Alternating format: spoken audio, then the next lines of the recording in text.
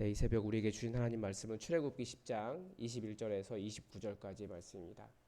출애굽기 10장 21절에서 29절까지의 말씀입니다. 우리 하나님의 말씀을 다 함께 읽겠습니다. 여호와께서 모세에게 이르시되 하늘을 향하여 내 손을 내밀어 애굽 땅 위에 흑암이 있게 하라. 곧 더듬을 만한 흑암이리라. 모세가 하늘을 향하여 손을 내밀매 캄캄한 흑암이 3일 동안 애굽 온 땅에 있어서 그동안은 사람들이 서로 볼 수 없으며 자기 처소에서 온 이스라엘 자손들이 거주하는 곳에는 빛이 있었더라. 바로가 모세를 불러서 이르되 너희는 가서 여호와를 섬기되 너희의 양과 소는 머물러 두고 너희 어린 것들은 너희와 함께 갈지니라. 모세가 이르되 왕이라도 우리 하나님 여호와께 드릴 제사와 번제물을 우리에게 주어야 하겠고 우리의 가축도 우리와 함께 가고 한 마리도 남길 수 없으니 이는 우리가 그 중에서 가져다가 우리 하나님 여호와를 섬길 것이며 또 우리가 거기에 이르기까지는 어떤 것으로 여호와를 섬기는지 알지 못함이니라 하나 여호와께서 바로의 마음을 완악하게 하셨으므로 그들 보내기를 기뻐하지 아니하고 바로가 모세에게 이르되 너는 나를 떠나가고 스스로 삼가 다시 내 얼굴을 보지 말라. 내가 내 얼굴을 보는 날에는 죽으리라. 모세가 이르되 당신이 말씀하신 대로 내가 다시는 당신의 얼굴을 보지 아니하리이다. 아멘. 네, 오늘은 9번째 기적인 흑암 재앙입니다. 그런데 이 9번째 재앙은 구조가 조금 독특합니다. 다른 재앙들은 시작할 때 보통은 바로에게 가서 전해라, 내 백성을 보내라 라는 말이 있고, 그렇지 않으면 이런 재앙이 임할 것이다 라고 하는 구조를 가지고 있는데, 이 흑암은 그렇게 시작하지 않고 그 앞부분을 생략한 채 바로 여호와께서 모세에게 손을 내밀어서 그 땅에 흑암이 있게 하라 라고 말씀하십니다. 그런데 그 흑암이라고 하는 것, 이게 그 더듬을 만한 흑암이라고 번역이 되어 있는데 정확한 의미는 뭐라고 할까요? 그 원어적인 의미는 재앙과 같은 흑암, 뭐 그래 재앙으로 임한 흑암이다라고 하는 것을 분명히 더해주고 있습니다. 그래서 여기에는 조금 더 70인역 그 그리스 버전인 70인역에서는 이 폭풍이 덮인 흑암이라고 이야기할 정도로 굉장히 강력한 흑암이었고 공포스러운 것이었다라고 가르쳐 줍니다. 그리고 이것이 공포스러운 이유가 또 하나가 있습니다. 그건 조금 이따 보기로 하고요.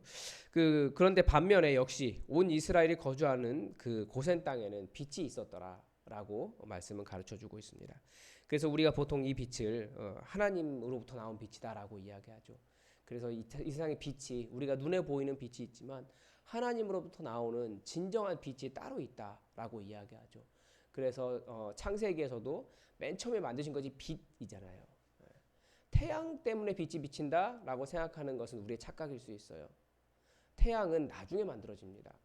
하나님으로부터 나오는 태초의 빛, 진정한 빛이 따로 있다 라고 이야기해서 또 히브리서에서는 이것을 하나님은 그림자가 없으시다. 왜냐하면 그분 자체가 빛이시기 때문에 라고 이야기할 정도로 이 빛은 하나님 그분 자체라는 것을 보여줍니다. 하나님의 특별하신 보호하심과 하나님의 드러내심이 있는 거죠. 그래서 바로가 이번에는 굉장히 역시 공포스러워했던 것 같아요. 바로가 이것도 하나님의 경고가 없었지만 이것이 하나님께서 하신 일이다라는 것을 깨닫고 모세를 불러서 바로 굴복을 합니다. 너희는 가서 여호와를 섬겨라. 먼저 불렀다는 거예요.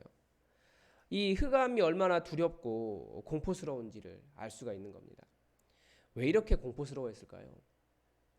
그런데 여전히 양과 염소는 두고 너희 어린 것들만 같이 가라 라고 이야기합니다. 그러니까 여전히 좀 회개가 안 된 거죠. 그런데 왜 흑암을 이렇게 두려워했는가 라고 하는 것을 알 수 있는 게 뭐냐면 흑암은 태양을 가린 것입니다. 이스라엘에서 태양은 가장 강력한 신입니다. 아마 그 애굽이 계속해서 우리가 그래도 이길 것이다, 우리가 아무 문제 없을 것이라고 생각했던 건 자기들의 신인 태양신 라라고 이야기하잖아요. 그 신이 굳건하기 때문에 그렇다라는 거예요. 왜 그렇습니까? 왜 그 사람들은 태양을 가장 강력한 신이라고 섬겼냐면 매일 떠요. 그러니까 밤에 죽었다가 다시 새롭게 일어나고 살아난다라고 생각을 하는데 그 태양신이 그렇게 매일 뜨고 또 가장 강력하고 생명의 근원이었기 때문인 거죠. 그리고 강력하게 태양빛 내려질 때마다 그 태양을 존중하는 그런 식으로 신을 섬겼습니다. 그런데 이 흑암이 덮이면서 이 자기들이 섬기고 있던 최고의 신 그 라도 아무것도 아니구나를 깨닫는 그런 시간이 되었고, 자기의 신이 죽었다라고 생각을 했기 때문에 이제 우리에게는 아무런 희망이 없구나라고 생각을 했던 것 같습니다. 그래서 굉장히 공포스러워서 먼저 불러서 인정을 합니다. 그런데 이제 모세도 확신이 있는 거죠. 이 25절에 나오는 왕이라도 우리 하나님 여호와께 드릴 제사와 번제물을 우리에게 주어야 하겠고, 그러니까 당신이라도 우리에게 번제물을 주어야 하는 거지 왜 우리가 놓고 가야 됩니까? 말도 안 됩니다. 이 우리에게 주어야 하겠고라고 하는 뜻에는, 속뜻에는 권한은 우리에게 있습니다라고 하는 의미를 가지고 있습니다. 왜 그렇습니까? 진짜 신은 태양이 아니라, 혹은 애굽의 그 바로가 아니라, 그들이 섬기는 다른 신들이 아니라 여호와 하나님이시기 때문에 당신이 정말 여호와 하나님을 존중하고 경외해야 되는 것 아닙니까? 라고 이제 발을 바꿔서 이야기할 수 있는 자신감이 생긴 겁니다. 그래서 우리 가축 다 가져갈 것이다. 한 마리도 남김없이 다 가져갈 것이다. 그리고 우리가 다 여호와 하나님을 섬길 것이다. 그리고 뭐 어떤 것을 섬길지 못한다라고 하는 말은 모세의 말이지만 우리는 가겠다라는 거예요. 그런데 27절에서 역시 동일하게 이야기하죠. 여호와께서 바로의 마음을 완악하게 하셨다. 그러니까 이 정도의 완악함은 설명할 수가 없는 거예요. 왜 이런 완악함이 주어지겠습니까? 하나님의 역사를 계속 보고, 하나님의 말씀을 계속 보고, 하나님의 재앙도 보고, 하나님이 계신 것을 아는데 하나님을 하나님으로 경외할 줄 모르는 사람들에게 왜 이렇게 마음이 굳어지겠습니까? 말씀은 경고하고 있는 거예요. 이것은 하나님의 재앙이 임하기 위해서 하나님께서 굳게 하신 것이다. 그래서 마음이 굳어지고 정말 설명할 수 없을 정도로 그 하나님의 말씀 앞에서, 하나님 앞에서 마음이 딱딱하게 굳어진 것은 하나님의 재앙이 예비된 상태라는 것을 우리가 기억하고 겸손하게 하나님 앞에 설 필요가 있다라는 것을 또 말씀은 가르쳐주고 있습니다. 그래서 이제 28절에서 모세가 이제 이를 바득바득 가는 거죠. 그러면서 너 나 떠나라. 그리고 다시는 내 얼굴 보지 말아라. 내 앞에 나오지 말아라. 내가 내 얼굴을 보는 날에는, 네가 내 얼굴을 보는 날에는 너는 죽을 것이다 라고 경고를 했어요. 그런데 모세가 그렇게 하십시오. 당신이 말씀하신 대로 내가 당신의 얼굴을 보지 아니하리이다. 여기는 뭐가 들어있습니까? 저는 모세가 드디어 확실하게 더 안 것 같아요. 하나님이 어떤 분이신가. 바로를 비아냥거린 거예요. 당신 나 죽일 수 있으면 죽여보십시오. 당신 나 못 죽입니다. 왜냐하면 진짜 신은 당신이 섬기는 태양이 아니라 바로 내가 섬기는 여호와 하나님이시기 때문에, 지난 9가지의 재앙을 통해서 나는 그것을 보았기 때문에 진정한 자신감이 이 모세에게 일어났다라고 하는 것을 오늘 본문을 통해서 볼 수 있습니다. 이 성경의 거대 담론, 구약학자들은 성경에는 일관적으로 이야기하는 주제가 없다라고 이야기합니다. 이건 뭐 다른 신학 쪽에서도 마찬가지고요. 워낙 다양한 이야기가 들어있으니까. 그런데 저는 일관적으로 이야기하는 것은 없다고 할지라도, 주제는 없다 할지라도 저는 거대한 담론이 있다고 확신합니다. 그게 뭡니까? 인간이 의지하는 모든 것은 하나님 앞에서 헛되다라는 거예요. 뭐 다른 말로도 표현할 수 있습니다. 그게 뭡니까? 이 하나님이 우리의 주인이시다. 너희가 지금 다른 것을 주인으로 섬기고 있고 다른 신을 섬기고 있는데 진정한 너의 주인이 누구시냐? 여호와 하나님이시다. 이것을 가르쳐 주는 것이 성경의 거대 담론입니다. 보통은 하나님을 의지하지 않으면 사람들은 무엇을 의지합니까? 자기의 자기가 잘한 것이 있다라는 거죠. 그래 자기를 잘했다라고 생각을 해요. 혹은 자기 능력, 내가 그래도 살아가는데 나름대로의 능력이 있지 않습니까? 혹은 다른 신들, 먹을거리, 권력. 그래서 바로는 재앙을 얻어맞고도, 하나님의 재앙을 얻어맞고도 그 다음에 여전히 살 수 있는 길이 있다라고 희망을 생각했던 것 같아요. 결국은 내가 죽지 않았기 때문에 나는 여전히 희망이 있다라고도 생각했던 것 같아요. 그러나 하나님 앞에서는 아무것도 희망이 없고 다 헛되다라고 하는 것을 깨달아야 됩니다.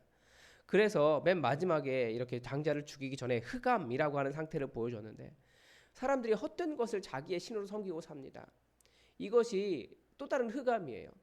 태양이 떠있기 때문에 세상이 밝은 것이 아니라 여호와 하나님을 모르는 상태에서는 여전히 어두운 겁니다. 여호와 하나님을 알 때 태양이 가리워도 그 백성들에게 빛이 있었던 것처럼 우리에게 진정한 빛은 여호와 하나님을 알고 있는, 하나님을 아는 상태라고 하는 것을 본문이 가르쳐줍니다. 그리고 그 하나님을 안다면 우리가 진정한 빛이신 하나님 앞으로 계속 나아가야 됩니다. 이게 성경이 가르쳐주는 거대한 담론입니다. 여러분 어떤 어두움 가운데 있습니까? 네, 우리가 어둠 가운데 있는 이유는 진정한 빛이신 여호와 하나님을 제대로 알지 못하기 때문입니다. 그래서 여러분 가운데 하나님을 제대로 알고 그래서 여호와 하나님 앞에서 당당하게 정말 하나님을 알기 때문에 당신이 나 못 죽입니다 라고 하는 당당함을 하나님 앞에서 그 믿음으로 가질 수 있기를 바랍니다. 우리 계속해서 기도하겠습니다. 성경을 읽은 시간만큼 여러분 눈을 감고 묵상하십시오.